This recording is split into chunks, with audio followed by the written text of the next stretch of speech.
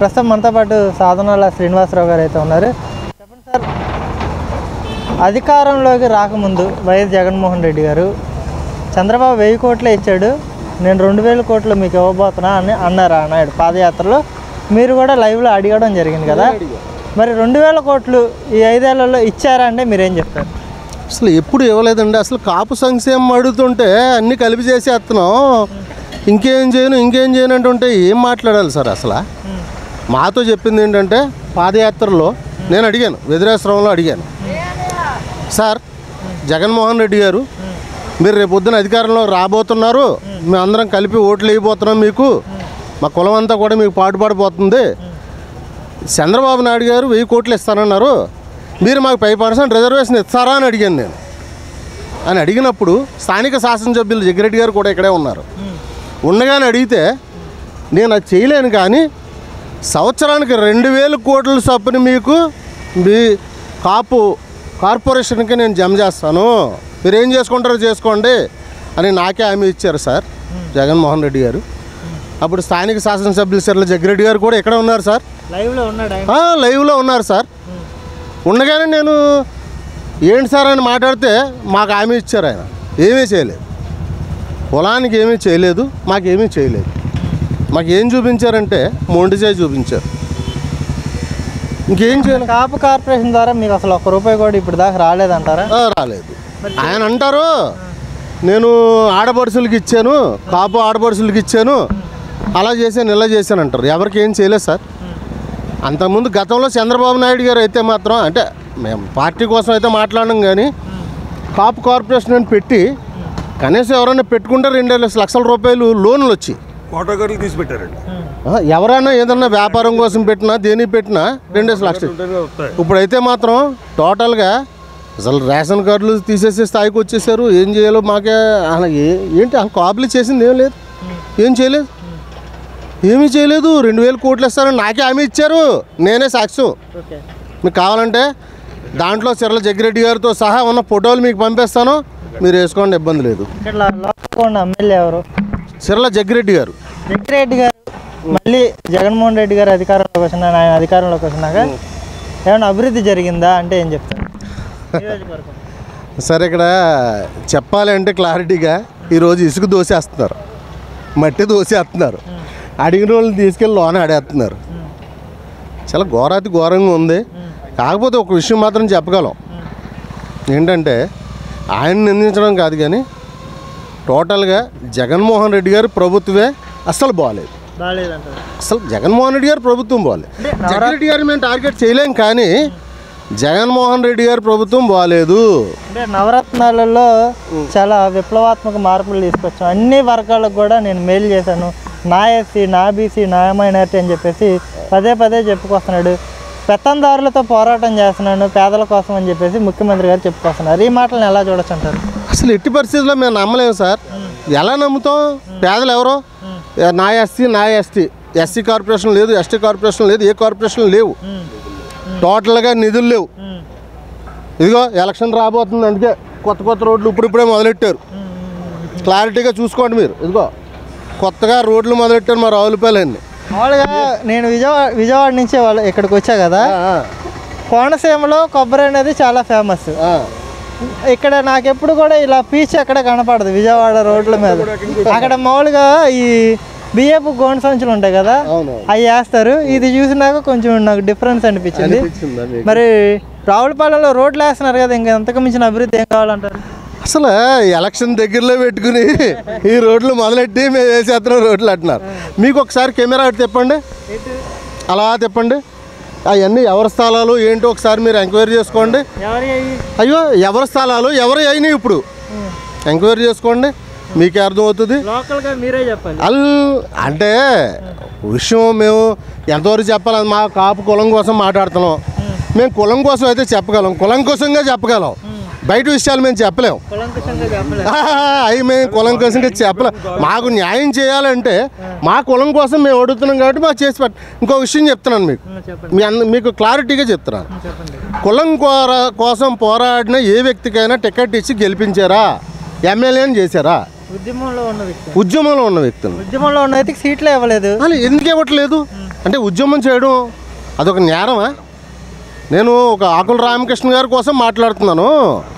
ఆయన కోసం ముద్రగడ పద్మనాభం గారి కోసం ఇంకోళ్ళు ఇలాగా ఉద్యమ నాయకుల్ని ఎందుకు దూరం పెడుతుంది ఈ ప్రభుత్వాలు? ఎందుకు దూరం పెడుతున్నాయి? ఒక ఉద్యమ నాయకుడిని ఇవాళ కూడా పార్టీలు ఒక స్టేజీ ఎక్కనివ్వ, ఒక ఉద్యమ నాయకుడిని దూరం పెడతా అంటే మా కులం చేసుకుని దౌర్భాగ్యం ఉద్యమం చేయడం తప్ప ఏంటిది? ఏం కర్మ ఇది? ఇప్పుడు మా ఆకుల రామకృష్ణ గారు ఉద్యమ నాయకుడు. 1996 నుంచి ఉద్యమం చేసి నల్ల సూర్యచంద్ర గారు, సలహా స్వామినాయుడు గారు, ఆకుల రామకృష్ణ గారు వీళ్ళందరూ దెబ్బలు తిని నెత్తురు సిందించిన రావులపాలెం ఇది. ఈ రావులపాలెన్ని ఉద్యమం పుట్టించారు. ఈ ఉద్యమ నాయకులకి ఎవడో ఎందుకు టికెట్ ఇవ్వట్లేదు? ఏ పార్టీ వాడిని అంటే నేను ఇలాగ అడిగితే చాలా చిరాకుగా ఉంటుంది. కానీ ఏ పార్టీ వాళ్ళకి మా ఉద్యమ నాయకులు అవసరం లేదు.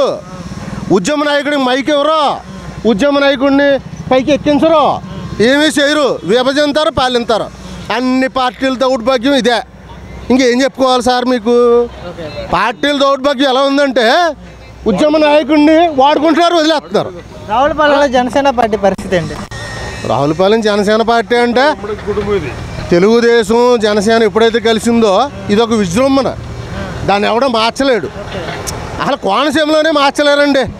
మా తూర్పుగోదావరి పశ్చిమ గోదావరి జిల్లాల్లో ఎవరిని కూడా తెలుగుదేశం జనసేన అభ్యర్థులు ఎవరిని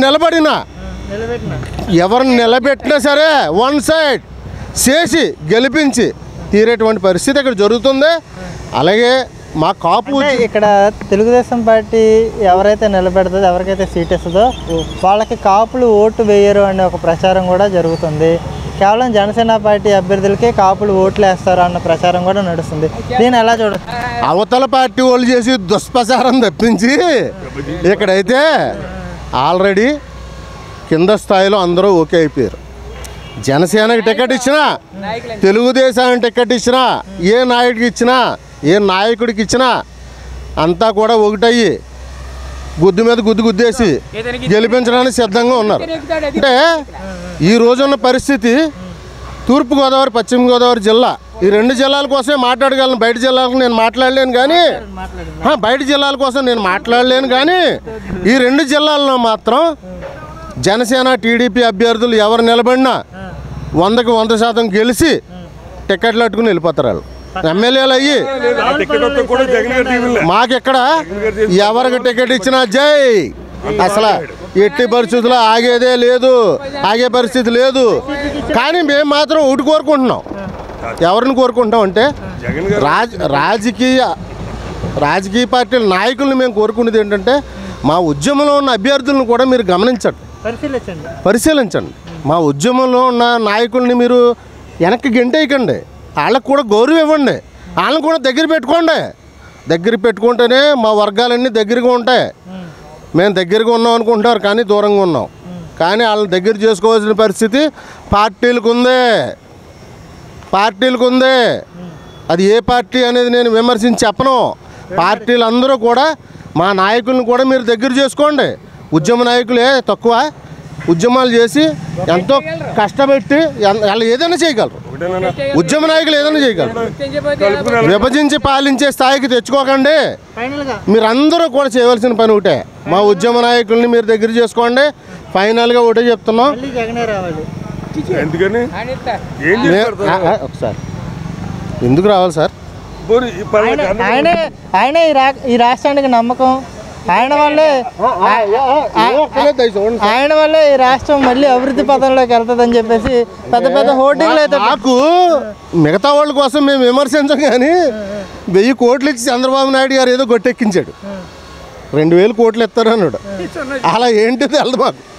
కాపు కార్పొరేషన్ ఏంటో తెలదు, కాపులకి ఏమి ఉన్నాయో తెలదు, రిజర్వేషన్ లేదు, ఏమీ లేదు. చంద్రబాబు నాయుడు గారు ఇచ్చినవి కూడా తీసేసాడు. ఇతను 5% రిజర్వేషన్ చంద్రబాబు నాయుడు గారు ఇస్తే ఇతను ఎందుకు తీసాడు? ఎందుకు తీసేయాలి? అసలు కేంద్రం ఓకే చేసింది. కేంద్రం 5% రిజర్వేషన్ మీకు ఇస్తున్నాం, మీరు వాడుకోండి. అగ్రకులాల్లో లోయెస్ట్ అంటే ఓబీసీ, అగ్రకులాల్లో లాస్ట్ క్యాస్ట్ మాకు ఇమ్మండి. అది మమ్మల్ని కూడా దూరం చేసేసింది.